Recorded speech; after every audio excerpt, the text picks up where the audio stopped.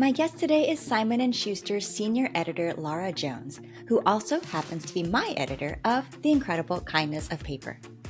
Today, we talk about how she became an editor, what editors look for when acquiring books, how she knows when a manuscript is the one and worth fighting for, behind the scenes of an auction and the making of a can't say no book deal, the editorial process, how authors and editors work together, and personally, what our favorite parts were, an editor's many hats, because Lara is in charge of not only editing, but also quarterbacking and coordinating with production, publicity, marketing, and sales. The process of designing cover art, from conception to author input to sales team feedback, behind the scenes of the publisher on book launch day, and so much more. I hope you enjoy the show. Hi, Lara. Welcome to Creative Inspired Happy. I am so excited for our conversation today. So thrilled to be here. Thank you for inviting me. This is wonderful. Well, this is exciting because the book is going to be out in a week from when this episode publishes. And I'm excited to dig into not only working with you on this book, but also just your life as an editor and what it's really like behind the scenes at Simon & Schuster, because I know people are so curious about that. And I feel really lucky that I have access to someone like you. So I'd love to start with, how did you become an editor? Is there like a career path? There's not a major in college that says I'm going to be an editor of fiction someday. There definitely isn't, but I feel like I got pretty much as close as possible. I have an English degree, and I kind of knew that I didn't want to go into the paths that a lot of English degree holders have. I didn't really want to be a teacher. I didn't really want to go into law. Those are great careers. I just didn't think they were for me. I have always just been a big reader. And growing up on the West Coast, it wasn't totally evident to me that publishing could be a real job. But as soon as I learned about some of the publishing courses, that felt like, really exciting and interesting. And so I did the Columbia Publishing course, which is like a summer course that kind of gives you an overview of the industry and connects you with a lot of people who are already working in publishing jobs.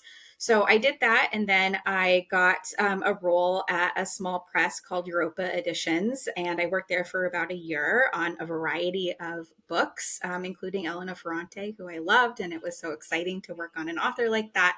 Um, but I heard about an opening for a commercial fiction role at Simon and Schuster, and commercial fiction has always been my true love, and so when that opened up, I jumped on it, and I have been at the Emily Bestler books and Atria imprint for about 10 years. Oh my gosh, amazing. Okay, I think that a lot of casual readers, or not even casual readers, like even really voracious readers, but who aren't in the industry, don't understand all the different imprints within a publisher. And so my general explanation, but I'd love you to go into it, is kind of like there's Simon and Schuster, which is the big name, and then under it there's like departments that kind of like specialize maybe in genres and taste. And so in your case, it's Simon and Schuster, and then there's Atria, and then there's Emily Bestler books. But you could probably explain it a little bit better.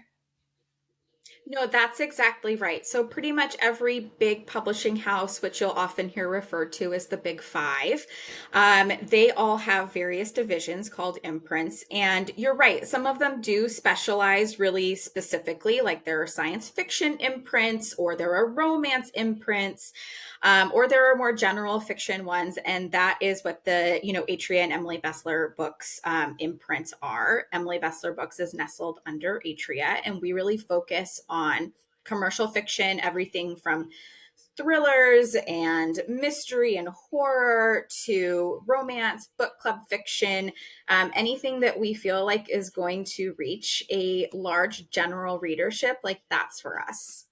You are someone who actually acquires manuscripts. I know there's different kinds of editors who wear different hats, but what are you looking for when you're getting submissions from agents?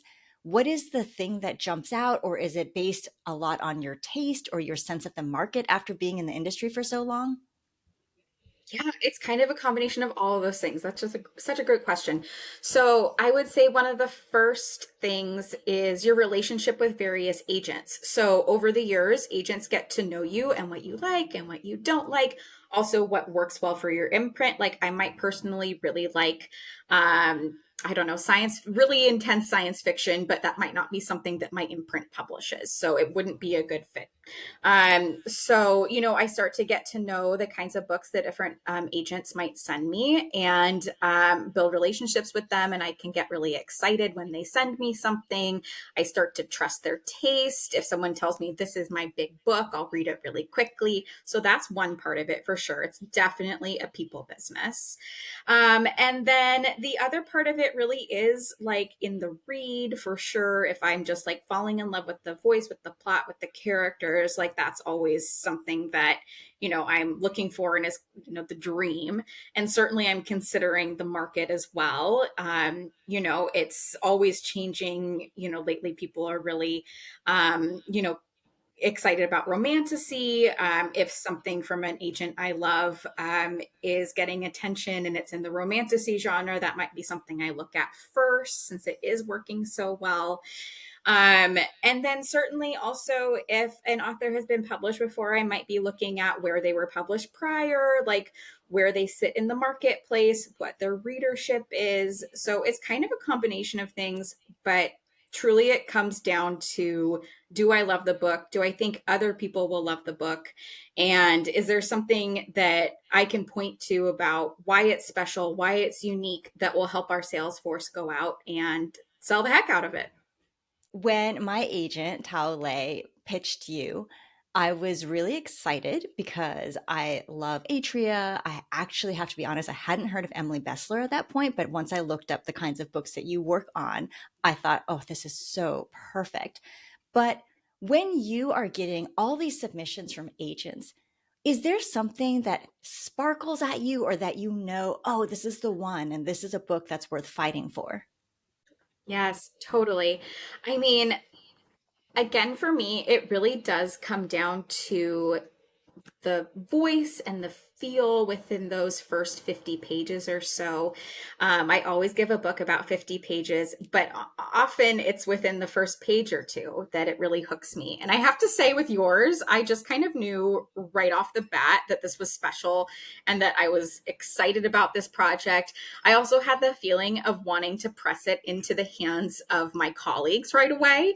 And I think that's always a good sign too, that I want other people to read it right away so I can talk about it with them. It can often be kind of like a solo job. You're just reading these books on your couch late at night by yourself, and it's so fun to find one that you want to talk about with the team. But yours in particular, I feel like I had been reading a lot of dark, twisty thrillers, or kind of lighter rom-coms that were very charming but didn't necessarily have a lot of talking points. And I really loved how yours blended a lot of charm and voice and optimism with, some really meaty topics that characters go through a lot and have to make big decisions and grapple with, moral questions. And I really loved how you brought together a fun, delightful, charming, hopeful read with something that gives readers something to think about. Oh, thank you. That makes me feel so good because one of my main goals when I write something is I always want it to be meaningful. I always want the readers to think a little bit afterwards. And I mean, because I've pitched you other stories since we did The Incredible Kindness of Paper for what would be my next book with you. And I had what I thought was a great idea. And then I started writing it. And then I came back to you a couple weeks later and I said, nope, Lara, there's nothing here other than a hook because there wasn't that piece that I felt like would make people stop and think a little bit more about their lives and who they are or about the people around them. Okay, so I want to go back to the process of when you get the submission, when you see this book, when you're like, oh my gosh, I really want everyone else on my team to read. What does that look like then when you think, I want to make an offer on this story?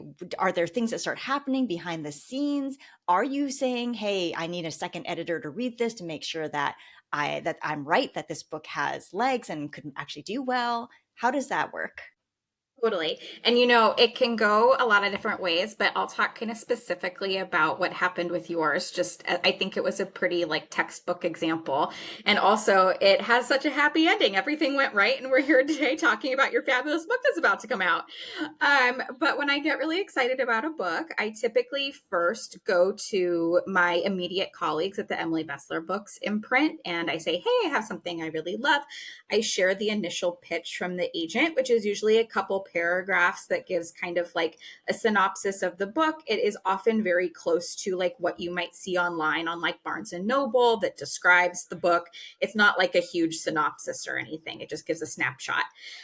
So I hand that off to them and they read away. If they start getting excited, I might share it with the larger team. I might send it over to the marketing folks, someone in publicity, just to kind of get their idea of, how the market might respond to this kind of book and some initial ideas on ways that they think this could break out if we were to publish it. And in your case, I got such nice responses. Everyone just fell in love with the voice and with the story, and it was that bright, sunny, optimistic book in the midst of like I was saying, lots of thrillers or horror or darker things. I think everyone was just so excited to have something very happy and with characters who you really want to spend time with.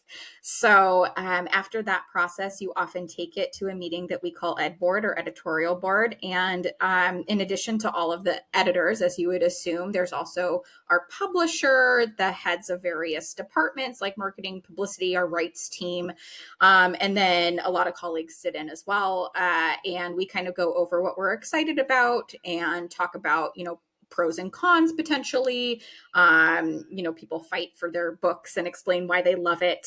Because obviously not everyone has time to read everything, every single submission. So once you kind of get through ed board, you are often putting together a packet that kind of explains why you love the book, where you kind of see it in the marketplace. Authors or books that you think are similar to this one or might sell in a similar way, because that part's important too.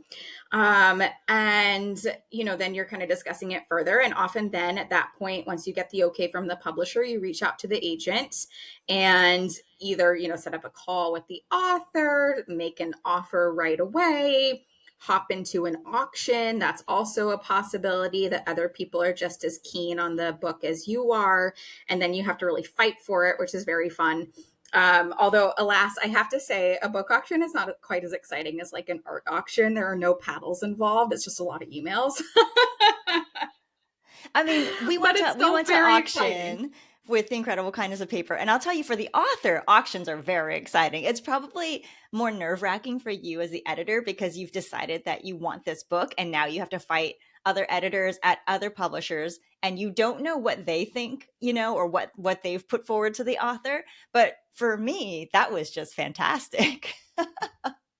I mean, it is truly exciting on our end as well. It's so fun to kind of strategize and come up with a game plan for how you want to, hopefully win the day. And it's a very collaborative experience. You're working with, your editorial director, your publisher. You've often roped in, heads from other departments to get an idea of, how to approach this auction. So it is really fun to have the team kind of come together and be pressing send on these emails, trying to like win this book.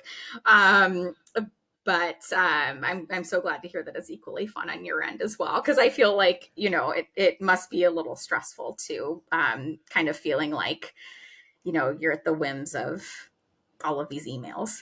I think that once for an author, once you get into an auction, there's at least some feeling of safety because you know that you'll land with someone. Um, and if anyone's just listening to this podcast or they're on YouTube, I will link in the episode notes to a post that I wrote that explains kind of the mechanics of what a book auction is. So definitely check that out. But, for me, it's not really about like who has the highest advance. It's really about which editor has the best vision that matches most with what I want for the book. And then also kind of the package that you're talking about, what is the vision of your marketing and sales team? If if you happen to put forth something like that about like, where do you think this book can go? And I've been now in multiple auctions or preempt situations, and I've worked with, I mean, The Incredible Kindness of Paper is my 10th book. And so I've worked with a bunch of different editors and been through this process. And I think it's so important to find the right person for each book.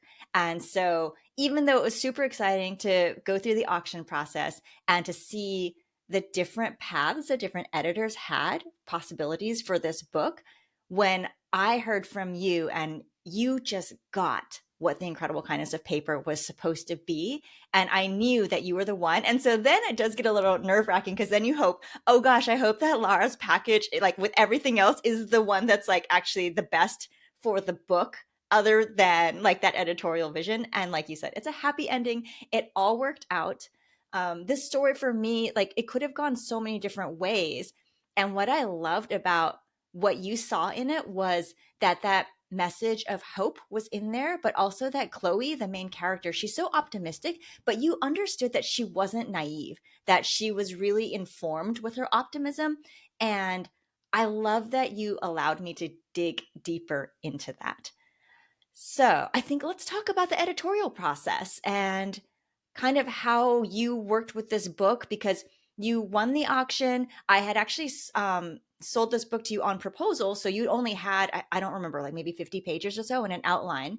So after that, we decided, all right, now I think we chatted a little bit and kind of agreed on where the book was going to go. And then you said, all right, Evelyn, go finish the book now. And then I came back to you however many weeks later or a month later or something with like the rest of the first draft. And I said, okay, ta-da, here you go. So then what do you do next? Well, first of all, that's always like the most thrilling moment when you get, you've won the auction, the author has been working away, and then you have the final manuscript in your inbox and you get to like dig in. Because definitely my favorite part of the job is the actual editing. It's, why I got into it. And, it's just so rewarding and special. And I love building relationships with authors. That's one reason that I also really wanted to work with you. I just knew that you would be a wonderful publishing partner. And, I think from those initial conversations, we were really aligned on vision. And I totally agree. I think something that was so important to me about the editorial direction for this book was making sure that the optimism and just sort of inherent kindness was never like saccharine, and there was depth to it, and that these characters weren't one dimensional. And from the sample material, I had no worries about that at all. But that was sort of like my guiding light as I went through. I wanted to make sure that yes, while there is some magic to it, while there is a lot of sweetness in the characters and the message, that this also felt like relatable and part of our real world. This isn't like a secondary universe. This is our very own New York City, where when I was editing, I was living, and knew very well that like some of the grit and grime had to be in there as well. So, I think the first round was largely developmental, and we really worked on building out the setting. Actually, I remember that, and just kind of making it feel like a more lived in city. I love books that take me to specific places, and especially having, lived in New York for a long time, I just wanted to really nail that New York feel. And we definitely worked on the relationship between our two love interests as well. It was so well done, but I just knew that we could get it to an even sparklier and swoonier place. And I think, the edits, you took to them so beautifully, and you took my suggestions and ran with them in directions I didn't even know were possible, and you made it so wonderful. So I think readers have a lot to enjoy in this love story. And I will say one of my favorite edits that was so special is that you wove in the names of my family's dogs. So everyone keep a lookout for Barney and Freddie on the page. They are named after two beloved Lhasa Apsos.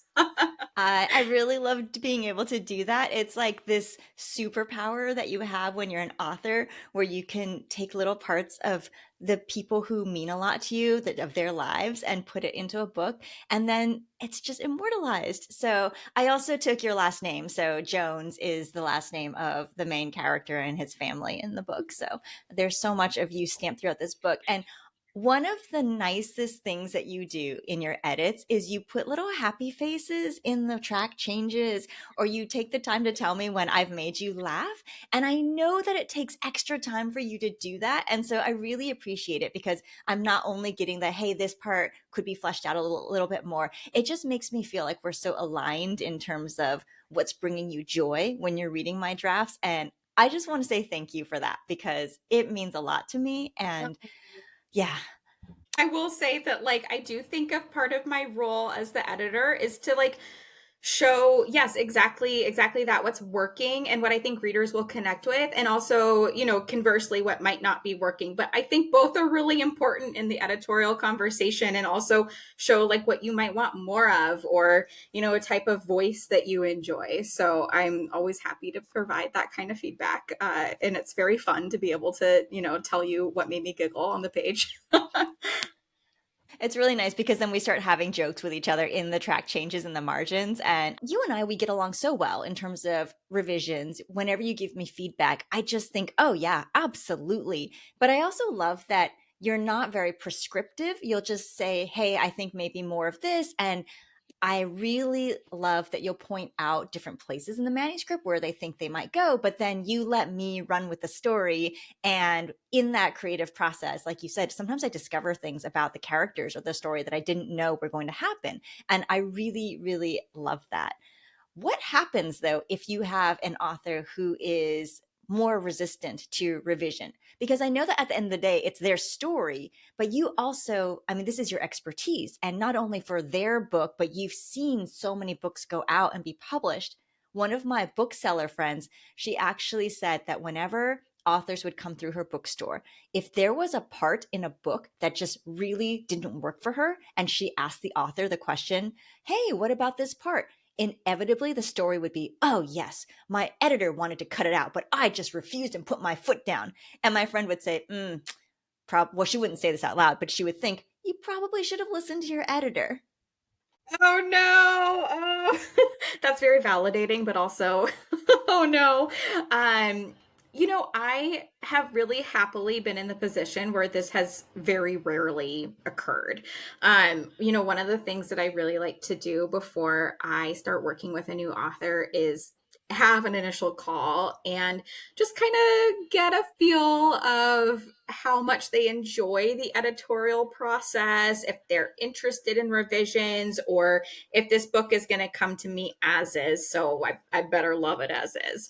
And, when we first had our conversation, I could just tell that you were a pro. Like, this is your 10th book. You know exactly what the process is. You want an editorial partnership. You really wanted the book to be the best possible book. I mean, your name is on the cover. So, I think those are all things that I kind of vet before I leap into a new author editor relationship. And I, of course, got the most wonderful feeling after chatting with you. And if someone is really resistant, I often will use that line of, your name's on the cover. I just want to make sure that this is really what you want to have people read. And, I really encourage authors to not read their Goodreads reviews. But if someone is kind of maybe needing a little bit of a push in an editorial direction, you can kind of dangle the, we might not love what the reviews say if you keep this in. But truly, this has happened so rarely. I have had, the pleasure of absolutely wonderful editorial relationships with my authors. And I think you really build trust. And, I think if everyone's goal is to put the best book out there, then you might quibble over certain things, but you usually come to a place where you both understand where the other is coming from and why they might want something in or why you might want something out. And you can figure out a way to like work with that. But very happily, I have not had to do much of that wrangling. However, I do have to say this makes me happy because I always want to be edited. And I've said to you multiple times as we're working on The Incredible Kindness of Paper and my next book, Ideal Life, I've said to you, keep pushing me. If it's not good enough, if it's not there yet, like I will go as many rounds of editing as we need to, because I just never want to be one of those authors where the ego gets in the way of the story being as good as it can be, or the editor saying like, okay, fine, it's good enough, let's send it off to print. And so I love hearing that you will push back if it needs to be done, because otherwise I feel like we've gotten along so well that sometimes I wonder, is this book actually good? Or is Lara just, saying that it's fine? But I think we're just on the same wavelength. I think we are too. And, we definitely have gone multiple rounds in our edits. And we definitely have been working so hard to get all of your books, because you do have one in the pipeline as well. And we've been working so hard to get them to a wonderful place. And, it's just been such a pleasant, truly like teamwork effort. Um, and, I think the result is a fabulous book, like The Incredible Kindness of Paper, where, we got it to the exact place we wanted it to be and had fun doing it. Like it was a really fun time. We had a great time. Okay, I have a question for you, which is, what is the difference between like a women's fiction or book club book and a romance? And I'm gonna ask you this. I heard a difference, and tell me if this is true or if you have a different definition. And so, even though, let's say, there's a love story, like in The Incredible Kindness of Paper, there is a love story. The difference I've heard is that if the main character's primary objective in the book is to end up with their person, so even if they don't know it, but that's actually the plot arc, then that's a romance. But if that love story is more secondary, but they have something else that needs to be resolved in the book, then that makes it women's fiction or book club fiction. True, false, something in between? I think it's totally true. I love that definition. Yeah, I often think of, the differences, a plot with a romance or, a romantic story with a plot attached. And I think that those are kind of the two different options. Okay, love it. Thank you for clarifying, because when I heard that, it kind of blew my mind. I'm like, oh, I get it now. Okay.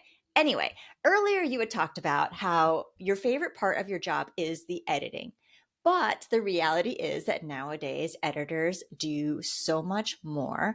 Talk to me a little bit about, I would say you're like the quarterback of the team, where you're kind of like or at least to me, you seem like the quarterback, because you're my point person for what's going on in publicity, what's going on in marketing. Hey, did you have sales conference? What is that like in your day to day? And then when do you even have time to do the editing? Such good questions. Yes. So most of my day to day, my 9 to 5, is kind of in the role of project manager. So there is kind of the outlier element of acquiring, and that happens not quite as frequently. The bulk of my job is managing the titles that I already have on my list. So, yeah, I'm attending meetings where we might be drumming up like publicity and marketing plans. After this, I am going to cover conference where I'm telling our art department about our upcoming books for the first time because they haven't read anything about them. So I'm presenting those and coming up with ideas with them about what we might want for an artistic direction for the cover. I showed them comps. There's lots of research involved. It's very fun, lots of paperwork. And, my day-to-day office life is not wildly different from someone in a less creative industry. It's a lot of meetings, lots of Zooms, lots of, hey, do you have 5 minutes on Teams? I have a quick question. And then the editing and the reading typically happens evenings and weekends. I try to carve out Fridays to do a little bit of that as well, but the days really fill up, and it's good to have dedicated quiet time to really seriously consider the manuscripts, and certainly to edit. So that usually happens after hours. Wow. Okay. So you really, really have to love books and the publishing industry to be an editor. It's no longer just 3 hour lunches. I mean, it probably hasn't been that for decades, but like schmoozing with agents and just enjoying a fancy New York restaurant and then reading in the afternoon with nobody bothering you. I mean, I'm not going to lie, it's not coal mining. There are definitely perks to the job, and I do get to go to fun restaurants and I get to go to fun book launches. That part is really lovely and also important because it is such a people business. Like I was saying earlier, it's great to connect with people and, see what everyone has been up to. But yeah, I mean, most of the job is kind of a regular office job, and then you're doing the creative work on the side. But luckily, that if you really love your books, that's not feeling like tons of work. That's feeling like fun. Um, and I feel so lucky to get to read for a living. It's kind of like my total dream job. It's what I always loved most as a kid. I did lots of activities, sports, dance, crafts, whatever, but reading was always the number one thing for me. So it's such a dream. I mean, and it also sounds like even during the day of the office work, it must be somewhat fulfilling because you know that you're shepherding your authors and your books through this process to make these stories that you've worked so hard on become a reality. And so, at least to me, I used to be a lawyer. I feel like being an editor is so much more fun than managing a merger. I definitely think that it is probably more fun. We get to have conversations like, what should we name these characters, or should we change this ice cream flavor to, raspberry ripple or something? And I do feel very, very lucky to have a fun job. There's certainly lots of work involved, but at the end of the day, I get to meet like really incredible people. I get to talk about incredible books.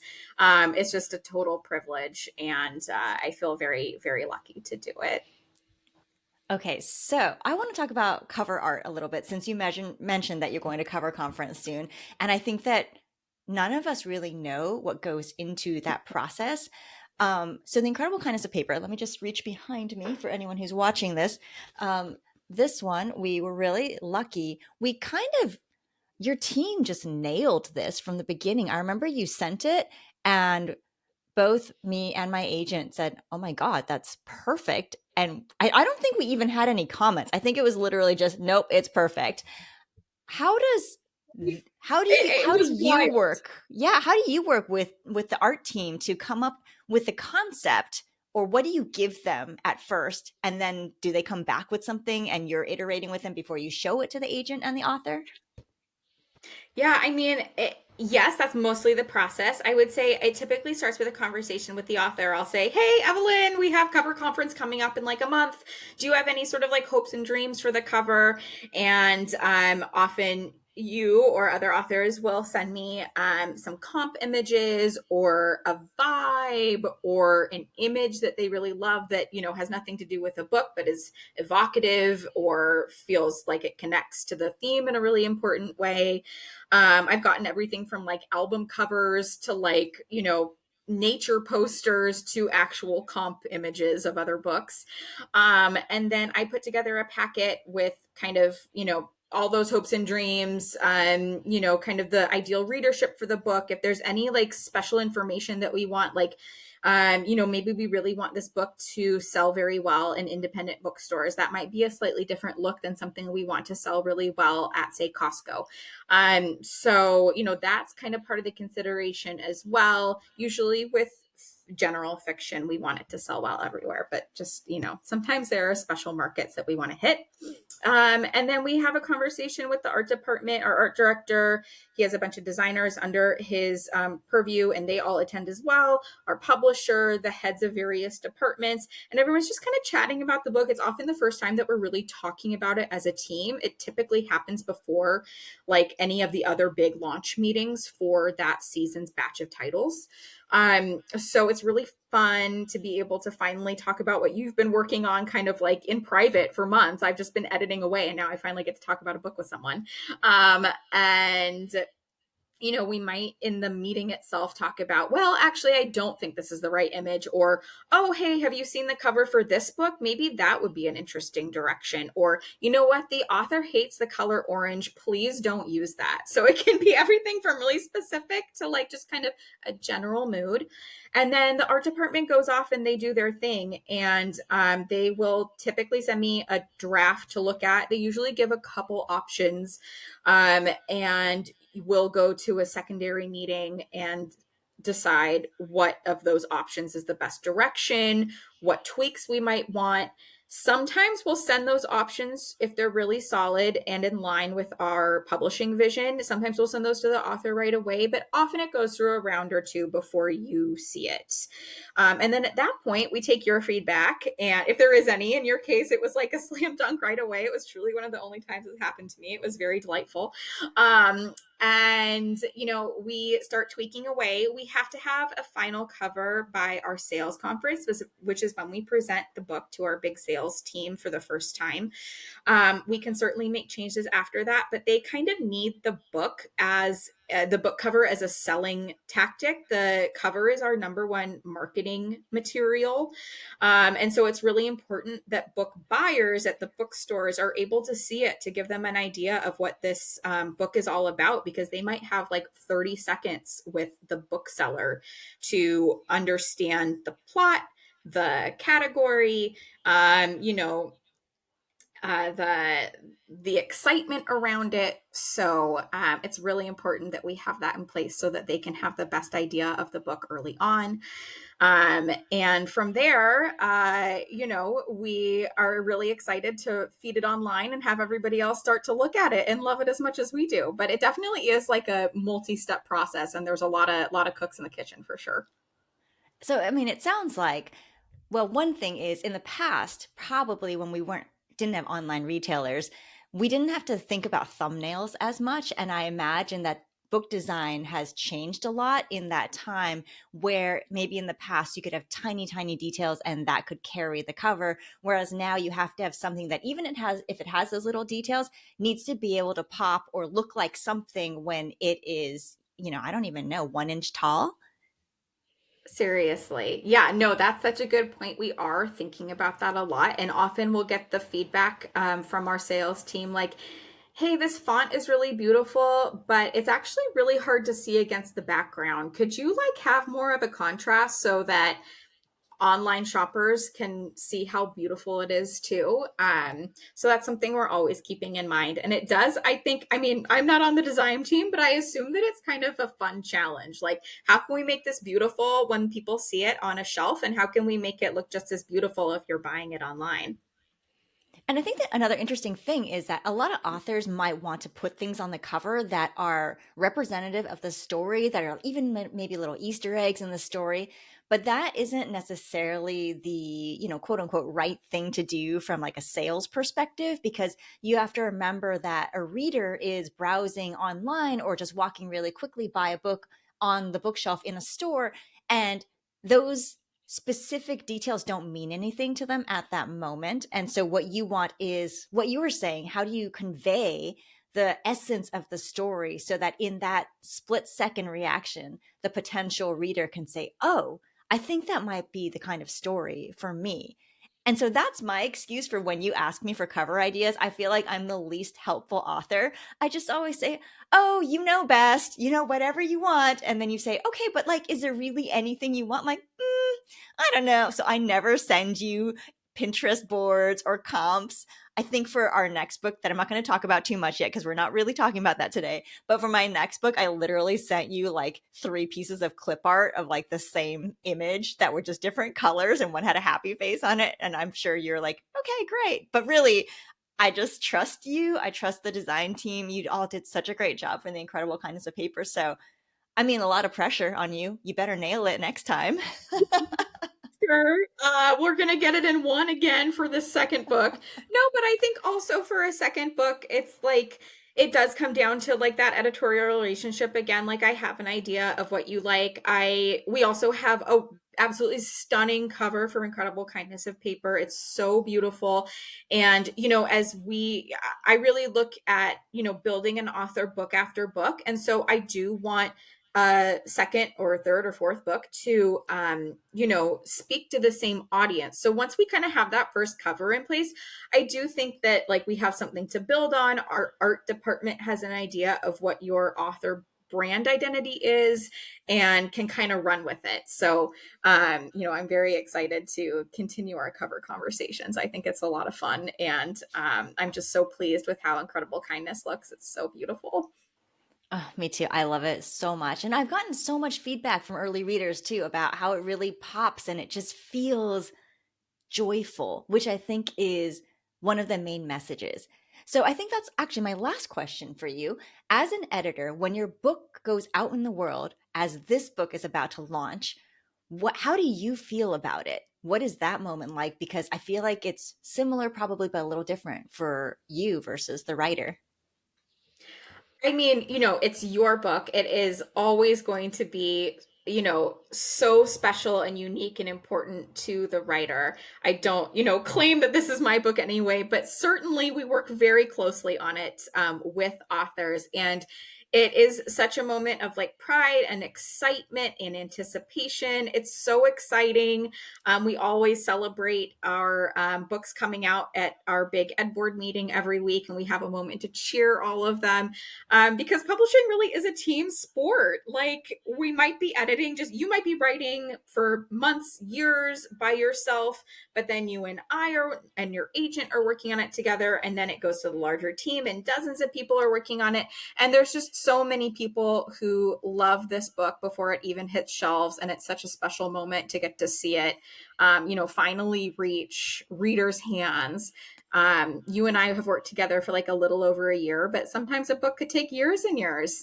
So it's just really a big moment. It's very special. And I truly think readers are going to find, so much to love about Incredible Kindness. And I just can't wait to have them all fall in love with these characters like we did. I can't wait for it either. And this book is so much yours as well. Like it really would not be the same story without you. And I think that that's the most important thing for me in our editorial relationship. This book is so special to me. And I was kind of scared to write it. I wanted to make sure that I did this idea right. And you're absolutely the correct, perfect editor for this. And you made it happen. So thank you so much for that. I can't wait for everyone to read this book, baby, oh, that sounds weird. Our shared little project.